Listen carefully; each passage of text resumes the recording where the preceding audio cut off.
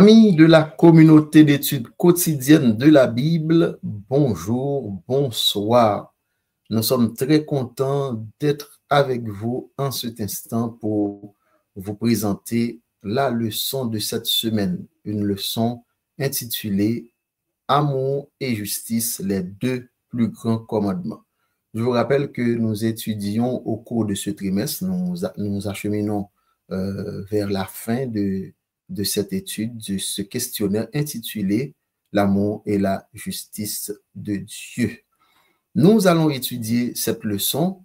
Comme vous le savez, c'est une leçon que nous allons étudier en compagnie de Mylène, que vous connaissez. À Mylène, je dis un grand bonjour. Salut Mylène, où es-tu?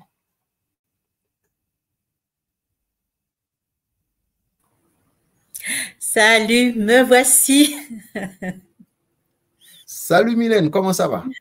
Ça va. Et toi, comment tu vas? Eh bien, grâce à Dieu, je vais bien. J'espère que toi aussi, tout va bien pour toi. Ah, gloire à Dieu et c'est toujours un plaisir d'être là, donc ça va. Eh bien, moi aussi, c'est un plaisir pour moi. Plaisir partagé. J'espère qu'aussi que nos amis sont très contents de nous accueillir chez eux, là où ils sont pour partager la parole de Dieu.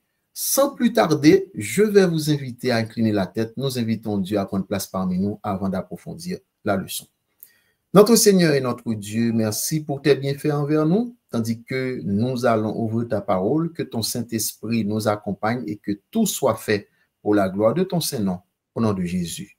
Amen. Amen. Amour et justice, les deux plus grands commandements. Voici le titre de la leçon de cette semaine. Rapidement, le verset à mémoriser, qu'est-ce qu'il nous dit? Nous le trouvons dans 1 Jean 4, le verset 20. Si quelqu'un dit « j'aime Dieu » et qu'il déteste son frère, c'est un menteur, car celui qui n'aime pas son frère qu'il voit ne peut aimer Dieu qu'il ne voit pas. Alors, Mylène, ma question pour toi, puisqu'on parle d'amour et de justice, les deux plus grands commandements, dis-nous, quels sont ces deux plus grands commandements? Déjà, on retrouve l'empreinte de ces deux plus grands commandements dans le verset que tu viens de lire. Aimer Dieu, aimer son prochain. Et il est dit, si quelqu'un dit j'aime Dieu et haït son frère, c'est menteur. Et la personne est directe, Dieu est direct. On ne peut pas prétendre aimer Dieu et haïr son prochain. Dans Matthieu 22, versets 37-40, Jésus nous dit ceci. Là, on parle bien des deux plus grands commandements. Tu aimeras le Seigneur, ton Dieu, de tout ton cœur, de toute ton âme et de toute ta pensée. C'est le premier, le plus grand commandement. Et voici le second, qui lui est semblable. Tu aimeras ton prochain comme toi-même. De ces deux commandements dépendent toute la loi et les prophètes. Donc, ce sont Le premier les deux plus commandement. grands commandements. Pardon, excuse-moi. Donc, ce sont les deux plus grands commandements, c'est ça? Oui. Donc, on a compris qu'il y a aimer Dieu et aimer son prochain. D'accord. Donc, l'amour pour Dieu et l'amour pour son prochain, ce sont les deux plus grands commandements. Donc, si on a en nous cet amour pour Dieu et cet amour pour le prochain, donc on a accompli ce qu'on peut appeler les deux plus grands commandements. Je résume, c'est ça. C'est bien cela. C'est tout à fait cela. La Bible donc, le dit. mais ma question, est-ce qu'on peut aimer Dieu sans aimer son prochain et vice-versa? Ou aimer son prochain sans aimer Dieu? Est-ce que c'est possible? Alors, est-ce qu'on peut aimer son prochain sans aimer Dieu? Oui, ou aimer Dieu sans aimer son prochain. Alors, on va commencer par Dieu. Parce que Matthieu 22, Jésus nous place l'amour pour Dieu avant. Et le reste va découler. Alors, c'est quoi aimer Dieu? cela signifie que Dieu doit être au centre de notre vie, de nos pensées, de nos sentiments, de nos décisions. L'aimer de tout son cœur, de toute son âme, ça veut dire en profondeur. Ce n'est pas quelque chose de surface. Ce n'est pas juste je t'aime, Seigneur. C'est quelque chose qui va nous prendre dans tout notre être. C'est très profond. Et de toute sa pensée. Parce que Dieu est notre créateur, notre sauveur, celui qui nous aime le premier. Dieu nous a montré l'exemple d'un amour parfait. Quand on aime Dieu ainsi, on cherche à faire sa volonté et on vit en harmonie avec lui. Et quand on vit en harmonie avec lui, on vit en harmonie avec tout le monde. 1 Corinthiens 10, verset 31, il nous est dit, parce qu'on a parlé d'aimer Dieu aussi de toutes ses pensées. Donc, ça veut dire que quoi qu'on puisse faire, on doit tout faire pour la gloire de Dieu. On est d'accord, Édouard? Oui, tout à fait, tout à fait. Alors, tu me donnes la parole, moi je parle beaucoup. Oui, il faut parler. Allez, vas-y. Habitué. Maintenant, Oui. 1 Corinthiens 10, verset 31 nous dit ceci. Soit donc que vous mangiez, soit que vous buviez, soit que vous fassiez quelque autre chose, faites tout pour la gloire de Dieu. Donc, ce passage nous dit quoi que nous puissions faire, nous devons faire pour la gloire de Dieu. C'est ça, aimer Dieu. Oui. Maintenant, Édouard, comme on a pu comprendre ce que c'est aimer Dieu, donc on a bien dit qu'il faut placer Dieu avant, et c'est quand on a placé Dieu en avant et qu'on a laissé Dieu mettre sa puissance, son amour en nous, et que nous sommes guidés par son Saint-Esprit, celui qui nous guide, on peut passer à la prochaine étape. Ça veut dire aimer son prochain. Très bien. Donc, l'amour, mais dans la leçon, nous avons lu un texte très important, c'est le verset. Le verset à mémoriser nous dit bien, si quelqu'un dit j'aime Dieu et qu'il déteste son frère, c'est un menteur, car celui qui n'aime pas son frère, qu'il voit, ne peut pas aimer Dieu qu'il ne voit pas. Est-ce que il y a une hiérarchie entre ces deux commandements? Est-ce que l'amour, pour aimer Dieu, il faut d'abord aimer son prochain? Est-ce que c'est ainsi que je dois comprendre le verset? Alors, rappelle-moi, pour aimer Dieu, il faut d'abord aimer son prochain? Oui. Donc, est-ce qu'il faut, pour aimer Dieu, il faut d'abord aimer son prochain? Dis-moi, éclaire-moi. C'est là c'est là où le bas blesse, c'est là que j'ai des difficultés à comprendre le texte. C'est parce que dans 1 Jean 4, le verset 20, j'adore le texte que tu m'as lu dans 1 Corinthiens 10, le verset 31, soit que vous mangiez, soit que vous buviez, soit que vous fassiez quelque autre chose, faites tout pour la gloire de Dieu. Mais dans 1 Jean 4, le verset 20, il me dit, si je suis un menteur, si je dis j'aime Dieu et que j'aime Dieu que je ne vois pas, et ne pas aimer mon frère que je vois. Donc le verset dit, c'est un menteur, car celui qui n'aime pas son frère qu'il voit ne peut pas aimer Dieu qu'il ne voit pas. Donc est-ce qu'on doit d'abord aimer nos prochains avant d'aimer Dieu, ou est-ce que les deux sont concomitants, c'est de manière simultanée? Alors, Édouard, comme tu sais, tu as des amis sûrement, tu connais des gens qui ne croient pas en Dieu. Oui. Et pourtant, ce sont des gens qui aiment leur prochain, qui sont là pour les autres. Là où je travaille, moi je travaille dans le social, je rencontre des personnes qui ne croient pas forcément en Dieu, mais qui ont un amour dans leur cœur. Et pourtant, ils n'aiment pas Dieu. Mais nous allons voir que là, ce genre d'amour n'est pas parfait. Mais pour aimer, là, il nous demande d'aimer l'amour que tu me parles là dans ce texte, c'est d'aimer d'un amour agapé. C'est pas d'un amour philéa ou storge ou autre. Là, on parle de l'amour agapé. Donc, pour pouvoir aimer d'un tel amour, un amour inconditionnel, parce que c'est de ça qu'il s'agit ici. Dieu ne nous parle pas des autres amours qui peut-être est important, mais si nous n'avons pas l'amour de Dieu, nous ne pouvons pas aimer les autres sainement. Donc, la base, l'essence de cet amour que nous devons avoir pour les autres vient de cet amour pour Dieu. Et pour le faire, il faut d'abord aimer Dieu. Il faut d'abord le connaître. D'accord. Qu'est-ce que tu dis? Qu'est-ce que tu en penses? Bon, eh ben, personnellement, je pense que c'est le texte dit vrai. Certaines personnes qui disent aimer leur prochain, il faut d'abord avoir l'amour de Dieu dans son cœur. Et l'amour vient de Dieu. L'amour vient de Dieu. Si vous n'avez pas l'amour de Dieu dans votre cœur, il sera difficile d'aimer les autres parce que l'amour est de Dieu. Et la Bible nous dit clairement que Dieu est amour.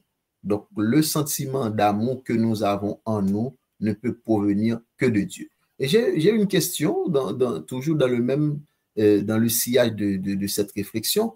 Comment peut-on manifester notre amour envers nos prochains, mais en particulier nos ennemis ou ceux qui ne nous apprécient pas trop? Comment peut-on manifester cet amour envers eux? Alors, j'ai une petite question pour toi. Mm-hmm. Quand quelqu'un ne t'aime pas, est-ce que c'est ton problème ou c'est le sien? Bon, ça peut me poser problème aussi parce que si la personne ne m'aime pas, ça peut me poser certaines difficultés parce que si vous n'êtes pas aimé par quelqu'un, la personne risque de vous faire du mal ou d'être indifférent à votre souffrance. Voilà. Alors, je vais répondre à ce que tu viens de dire. J'entends, mais personnellement, je pensais comme toi avant. Mais maintenant, il n'y a pas longtemps, quelqu'un m'a dit « je ne t'aime pas ». Ma réponse à cette personne, enfin, ce que la personne m'a dit ne m'a pas dérangée. En tout cas, pas pour moi. Parce que la personne m'aime ou pas, ça ne change rien à ma vie. Parce que moi, mon bonheur, l'amour que moi je reçois, c'est en Christ que je le puise.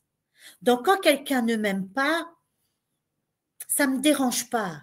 Par contre, ce qui me dérangerait, c'est que moi, je ne l'aime pas. Et moi, j'ai répondu à cette personne, j'ai dit, je vais le dire comme je l'ai fait, comme je l'ai dit, sur mon lieu de travail. J'ai dit, mais ma chérie, qui t'a dit que tu devais m'aimer?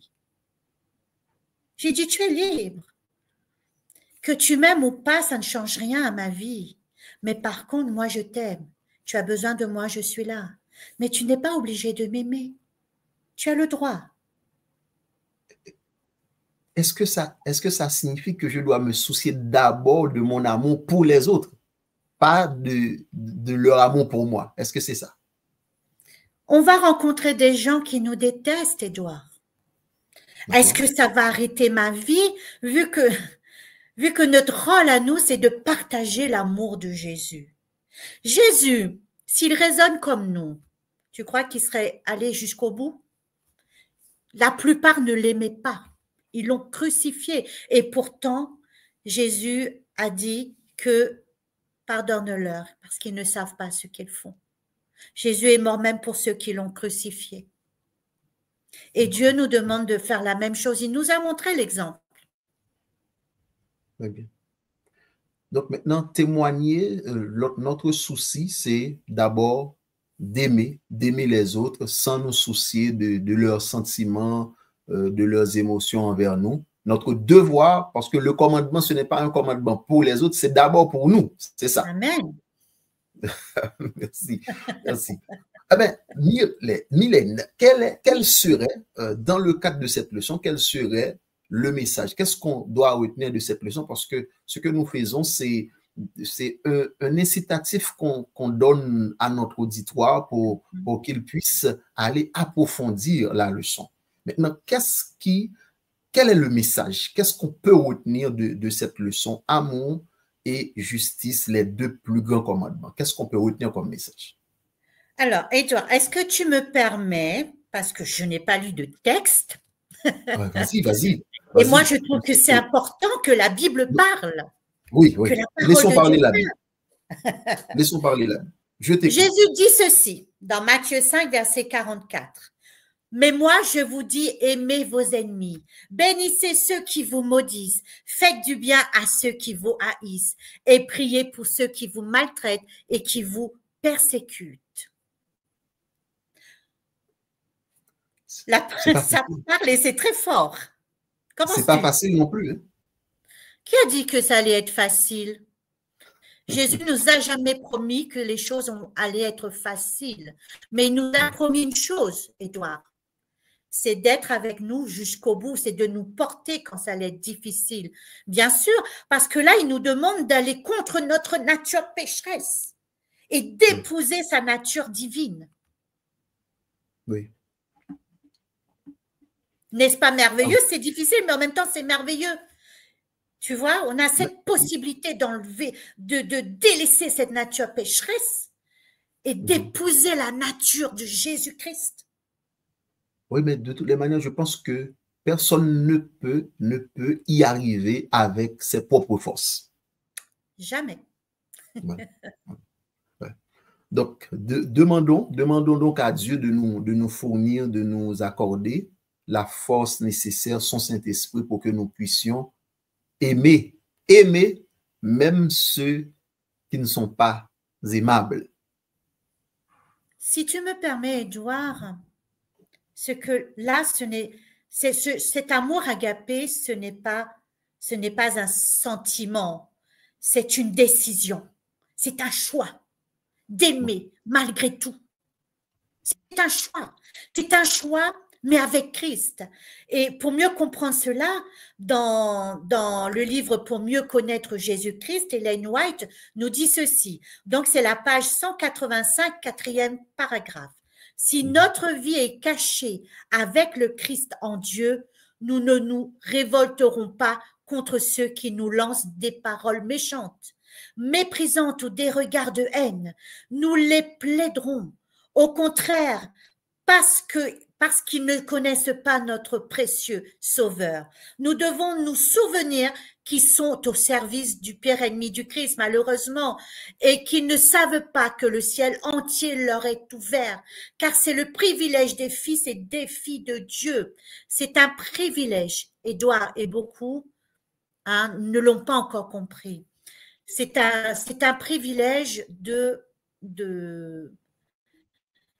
pouvoir aimer ceux qui nous haïssent. C'est un privilège qui vient de Christ. Et c'est une expérience merveilleuse parce qu'à travers cela, on grandit dans la foi. On grandit en Jésus. Très bien, très bien. Eh bien, merci. On va demander à Dieu de nous fournir cette force nécessaire, oui, de pouvoir aimer même nos ennemis, parce que à quoi ça sert d'aimer ceux qui nous aiment, ceux qui sont sympas avec nous? Donc, être chrétien, c'est pouvoir aimer même ceux qui nous haïssent. Parce que Jésus a donné l'exemple, il était percé, et puis pendant sa souffrance, il a dit, Père, pardonne-leur car ils ne savent ce qu'ils font. C'est l'exemple à suivre. Oui, exactement, c'est l'exemple à suivre. De toute façon, l'exemple qu'on doit suivre, c'est bien celui de Jésus-Christ, pas l'exemple de la personne qui nous déteste. La personne qui est en face, qui va nous faire du mal, c'est pas lui notre modèle. C'est Jésus notre modèle. Par contre, nous devons être un modèle pour ces personnes-là. Et en Jésus, on le peut. Amen, amen. Déjà, comme nous l'avons dit, c'est un incitatif, même un apéritif pour vous, pour aller vous verser dans l'étude de la parole de Dieu. J'espère que ce moment que nous avons passé avec vous va vous aider à lire et comprendre la leçon. Mais c'est une leçon très pratique, une leçon pas théorique, mais pratique. Essayez de votre mieux, demandez à Dieu de vous aider à aimer même ceux qui vous détestent. Amour et justice, le titre de la leçon de cette semaine. Amour et justice, les deux plus grands commandements. Verset à mémoriser trouvé dans 1 Jean 4, le verset 20.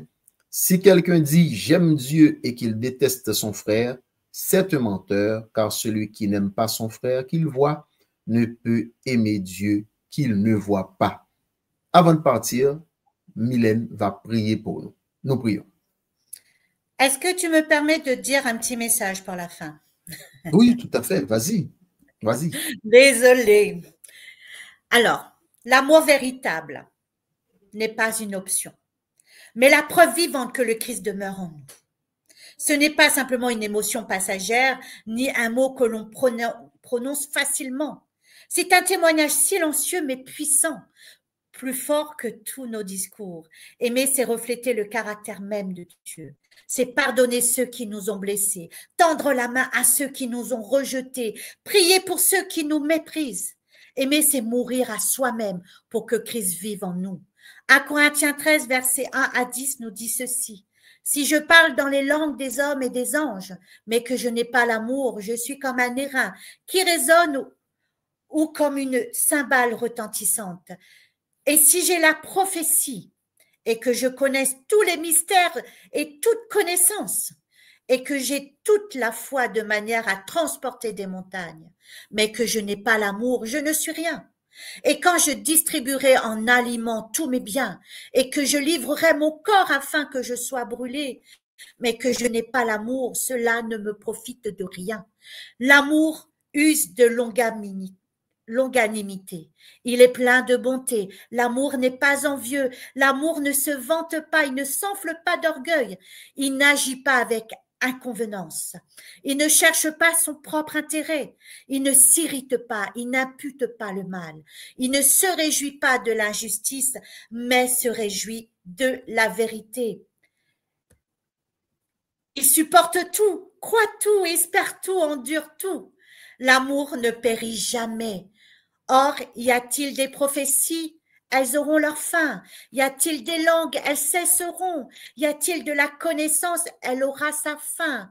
Car nous connaissons en partie et nous prophétisons en partie. Mais quand ce qui est parfait sera venu, ce qui est en partie aura sa fin. Et je terminerai avec le verset 13. Or, maintenant, ces trois choses demeurent, la foi, l'espérance, l'amour, mais la plus grande de ces choses, c'est l'amour. Amen. Amen. Amen. Amen. Oui, quoi de mieux de terminer avec cet hymne à l'amour? Je ne dirai plus rien, je me tais et nous prions et laissons l'auditoire avec ce très beau texte trouvé dans 1 Corinthiens 13. Nous prions le Seigneur. Prions ensemble. Père céleste, que ton nom soit sanctifié, que ton nom soit élevé au-dessus de tout nom. Papa, nous voici devant toi, parce que nous sommes rémemoriés, Seigneur. Nous avons parlé de ton amour, nous avons parlé de cet amour qui nous prend. Seigneur, nous avons besoin que tu nous remplisses de cet amour, parce que sans toi, nous ne pouvons pas aimer les autres. Seigneur, c'est important parce que nous avons besoin de témoigner de toi, là où, Seigneur, là où il y a le désespoir, là où il y a la haine, Seigneur, là où il y a la colère, Seigneur. Permets-nous d'être tes ambassadeurs. Permets-nous, Seigneur, d'être une lumière, d'être l'espoir, d'être l'amour là, Seigneur, où il y a le malheur. Seigneur, nous sommes tes disciples. Nous sommes, Seigneur, tes porte-paroles. Mais Seigneur, avant tout, nous avons besoin de cette connexion avec toi. Nous avons besoin, Seigneur, de te laisser nous remplir de ta présence, nous remplir de toi, de ton amour, alors que ton Saint-Esprit, Seigneur, puisse nous guider dans cette aventure merveilleuse avec toi, où malgré les difficultés, malgré les épreuves, malgré les ennemis qui se trouvent sur notre route, Seigneur, que nous puissions malgré tout être là pour eux, malgré tout les aimer. Parce que Seigneur, c'est ce que tu nous as demandé. Il est facile de détester, enfin d'aimer ceux qui nous aiment, mais ça demande du courage, et c'est un privilège de pouvoir aimer les autres malgré tout, malgré leur haine, Seigneur. Ce ne sont pas nos ennemis, même si eux nous considèrent comme des ennemis. Alors, Seigneur, nous qui sommes tes ambassadeurs, que nous puissions, Seigneur, te refléter en toute occasion. Bénis chaque personne qui regarde cette étude, Seigneur. Bénis-les et touche leur cœur, afin, Seigneur, que chaque personne qui nous regarde, qui pose les yeux sur nous, voit combien tu es merveilleux et bon et qui vienne goûter à ton amour. C'est au nom du Seigneur Jésus-Christ et pour ta gloire que nous t'avons prié. Amen. Amen. Eh bien, bonne étude à chacun de vous. Merci Mylène. Déjà, Grâce à bonne Dieu. semaine. Amen. Bonne semaine à toi. Que Dieu te bénisse. Et puis, à la prochaine. Merci, que Dieu te bénisse aussi. À la prochaine. Merci. Au revoir. Au revoir.